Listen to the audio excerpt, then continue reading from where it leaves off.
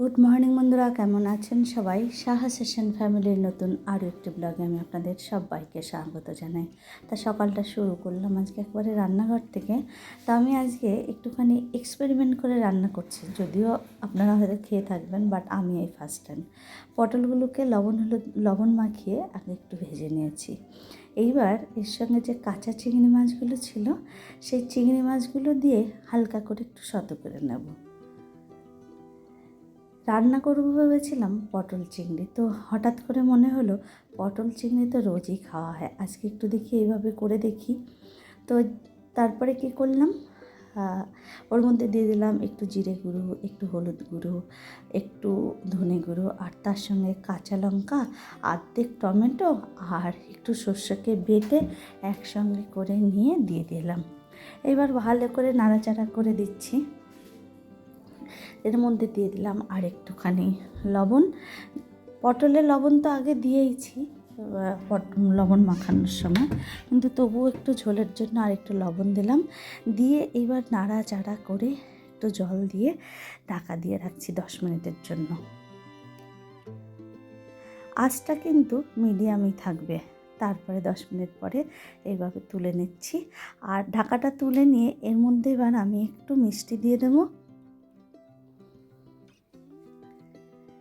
আর একটু পরিমাণে বেশি কাঁচা তেল। অ্যাকচুয়ালি বিষয়টা এরকম যে পটলও আমরা সর্ষে দিয়ে খাই, চিংড়ি মাছকেও আমরা সর্ষে দিয়ে খাই। তো আমার কোথাও একটা মনে হয়েছে পটল আর চিংড়ি মাছকে যদি আমি একসঙ্গে সর্ষে দিয়ে করি তাহলে দেখি কেমন হয়। তো সেই কারণে আজকে এই রান্নাটা। তো যাই হোক, আবার একটুখানি ঢাকা দিয়ে রেখে তুলে নিলাম। এই যে পটল চিংড়ি সর্ষে দিয়ে ভাপা। আর এই যেটা ওর বাপির ভাত, সকালবেলা আলু আর মাছের ডিম পেঁয়াজ দিয়ে ভাজা করেছিলাম, আর এটা পটল চিংড়ি। তেলটা একটু বেশি হয়ে গেছে, তার কারণ পরে যে কাঁচা তেলটা দিয়েছি না, তার জন্য। মেয়ে বলছে বাবা তেলে চিংড়ি পটল। আমি বললাম ঠিক আছে। তো ওর বাপিকে এটা দিয়ে দিলাম, আর মেয়ের খাওয়ানো হয়ে গেছে। ওরা খেয়ে দিয়ে স্কুল বেরিয়ে যাবে এখন। তো ওরা চলে যাওয়ার পরে আমার আরও কিছু কাজ ছিল, তো কাজ করে এইবার বৃষ্টি শুরু হলো। এতদিন তো ছিল রোদ, সেখানেও অসুবিধা, আবার রোদেও অসুবিধা, বৃষ্টিতেও অসুবিধা। মানে কি বলবো, এটা খেলা। এই রোদ এই বৃষ্টি, এই রোদ বৃষ্টি, জামা একবার তোলো একবার মেলো, একবার তোলো একবার মেলো। এটা আমার কাছে মনে হয় একটা খেলা। যাই হোক, বৃষ্টি না দিয়ে তো চলে এসেছিলাম, হঠাৎ করে ঝমঝমে বৃষ্টি, দৌড়ে গেলাম ছাদে, নিয়ে এসে এখন এই যে মেলে দিলাম। কিছুটা এখনও রয়েছে খাটের উপরে, সেগুলো আবার পরে মেলতে হবে। তো এগুলো মেলে দিয়ে ফ্যানটাকে চালিয়ে দিয়েছি।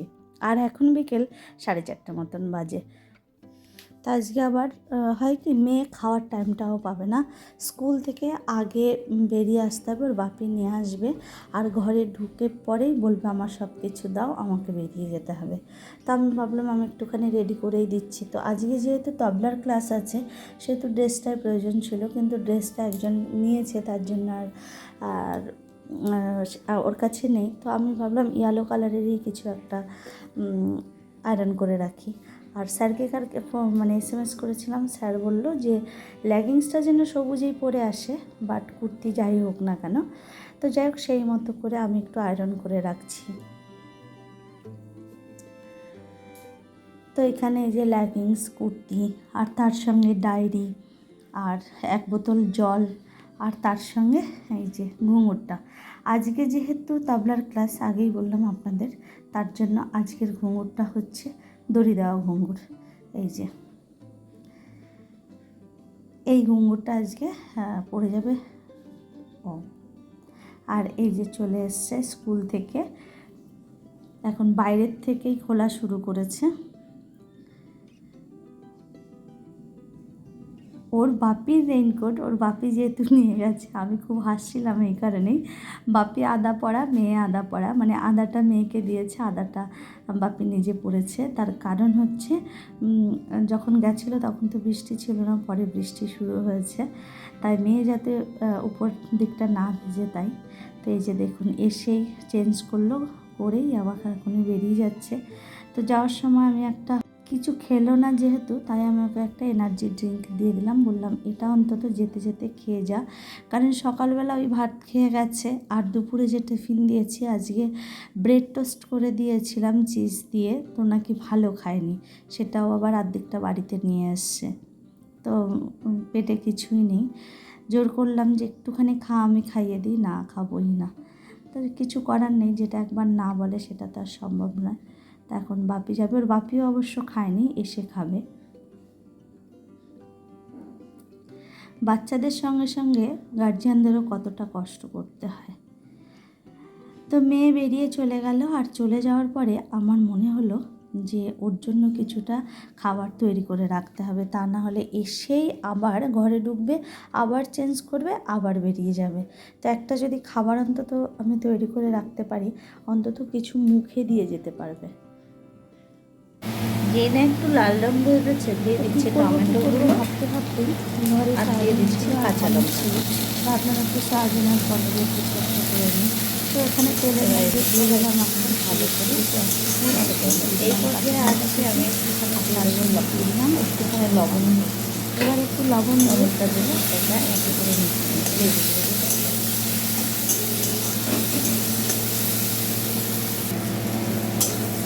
এবার এর মধ্যে একটুখানি হলুদ গুঁড়ো দিয়ে দিলাম, আবার একটুখানি ভালো করে চালু করে নিচ্ছি।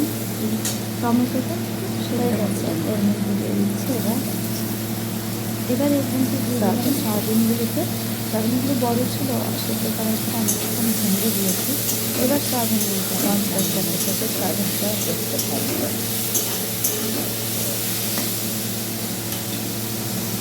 এবার সয়াবিন দিয়ে নাড়াচাড়া করে একটু ধনের গুঁড়ো দেবো, আর তার সঙ্গে দিয়ে দেবো একটুখানি জিরের গুঁড়ো আর একটু শুকনো লঙ্কার গুঁড়ো। এবার আর একটু হলুদ গুঁড়ো দিয়ে এইবার ভালো করে তার সঙ্গে মিক্সড করে দিচ্ছি। নাড়তে নাড়তে একটুখানি যখন লেগে যাচ্ছে তখন আমি একটু হালকা জলও দিয়ে দিচ্ছিলাম। জল দিলে কী হবে, মানে আর কড়াইতে লেগে যাবে না। এবার আরও 2 মিনিট নাড়াচাড়া করে তার সঙ্গে একটু লবণ, একটু চিনি এগুলো দিয়ে আবার একটুখানি নাড়াচাড়া করে নিচ্ছি।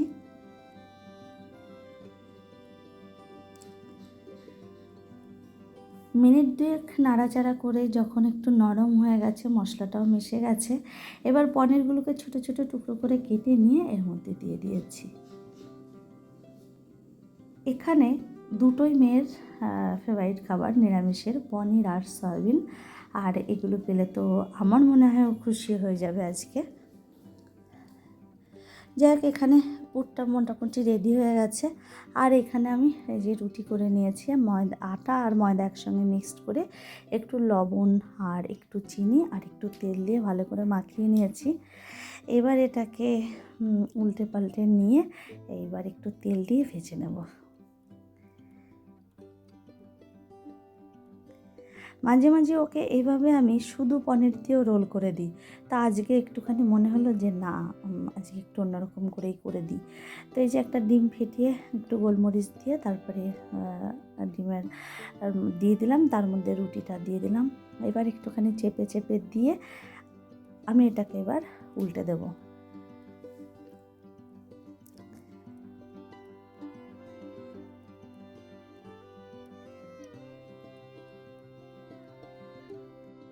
ভালো করে চেপে চেপে নিয়ে ভেজে নিয়ে এবার আমি এটাকে একটা থালায় তুলে নিয়েছি। এই যে অ্যাকচুয়ালি আমি 3টে পরোটা করে নিয়েছি, আর এই যে ইনগ্রিডিয়েন্টস এইগুলো নিয়ে নিলাম, পরোটা আর এই যে পেঁয়াজ আর ওই পুরটা করে সব গুছিয়ে রেখে দিচ্ছি। তার কারণ হচ্ছে আসলেই যাতে আমি করে রাখতে পারি। আর ওর বাপিকে ফোন করলাম, তখন 6:30 বাজে, তো বলল যে এই তো আমি চলে এসেছি, এখন নিয়ে ফিরছি। আমি বললাম ঠিক আছে, তাহলে আমি বানাতেই শুরু করে দিই। এই যে একদম এগরোলের মতোই হবে, বাট তার মধ্যে পুরটা যেহেতু এগরোলে শুধুমাত্র পেঁয়াজ, শসা, গাজর কুচি এগুলো পড়ে, আমি এখানে একটুখানি ওই ধরুন চিকেন রোল যেরকম হয় না সেই টাইপ করে বানানোর চেষ্টা করেছি। আর খেতে নাকি খুব ভালো হয়েছিল। মেয়ে তো ভীষণ খুশি হয়ে গেছে। আর খেয়ে যখন যাচ্ছে তখন বললো, মা আমি কিন্তু এসে আবার খাবো, রাতে ভাত খাবো না। ঠিক আছে। তো একটুখানি পেঁয়াজ কুচি দিয়ে দিচ্ছি উপর দিয়ে, লঙ্কা কুচি আর দেবো না, কারণ যেহেতু লঙ্কা দিয়েছি, লঙ্কা কুচি দিয়েছি, তার সঙ্গে আবার একটু লঙ্কার গুঁড়ো দিয়েছি। যদি এখন আবার লঙ্কা কুচি দিই তাহলে ঝাল হয়ে যাবে। তার মধ্যে একটুখানি কাসুন্দ দিয়ে দিলাম, আর তার সঙ্গে আমি দিয়ে দেবো একটু টমেটো সস।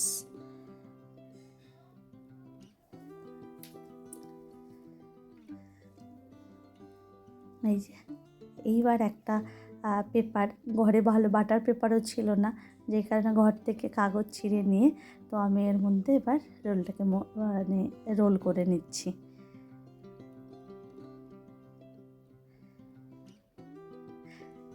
আমি এটা করতে করতেই ওরা কিন্তু চলে এসছে।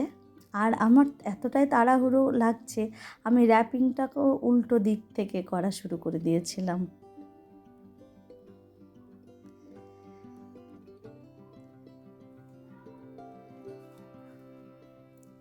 যাই হোক, এই যে এখন 7:10 বাজে, আর এই যে বেরিয়ে গেল মেয়ে। আর ওরা চলে যাওয়ার পরে আমি ফ্রেশ হয়ে আসলাম। এখন 7:20 মতন বাজে, আর এখন আমি যাব সন্ধ্যা দিতে।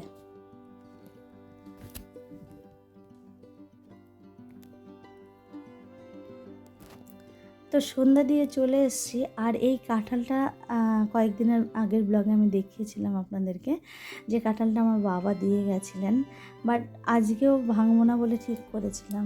এবার আমার মনে হচ্ছে যেন কাঁঠালটাতে কিছু একটা সমস্যা হচ্ছে, তাই এক হাতে ক্যামেরা আর এক হাতে কাঁঠাল। এই কাঁঠালটা প্রচণ্ড মিষ্টি, বাট কাঁঠালটা কোথাও একটা সমস্যা বলে উপরের দিকটা পেকে গেছে, নিচের দিকটা শক্ত। নিচটা দেখুন কীরকম একটা শক্ত শক্ত রয়েছে। যাই হোক, এই যে কাঁঠালগুলোকে আমি ছাড়িয়ে নিয়েছি। এবার এখন যেহেতু রাত হয়ে গেছে আর কাঁঠালটা খাবো না। আর দানাটা তো ফেলবই না কিছুতে, দানাটা যে কোনো তরকারির সঙ্গে ভালো খাওয়া যায়। আর এইভাবে কেটে পরিষ্কার করে নিয়েছি। এবার এটাকে এই বাটিতে করে ফ্রিজে তুলে রাখবো। এই যে হয়ে গেছে। ওটাকে হলো একটা সসপ্যানের মধ্যে তুলে দিয়েছি, আর এটাকে বাটিতে তুলে দিয়েছি।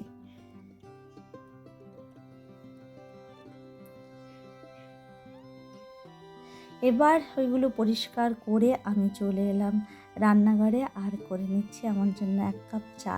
আজকে লেবু চা খেতে ইচ্ছা করলো, তাই লেবু দিয়েই চা করছি।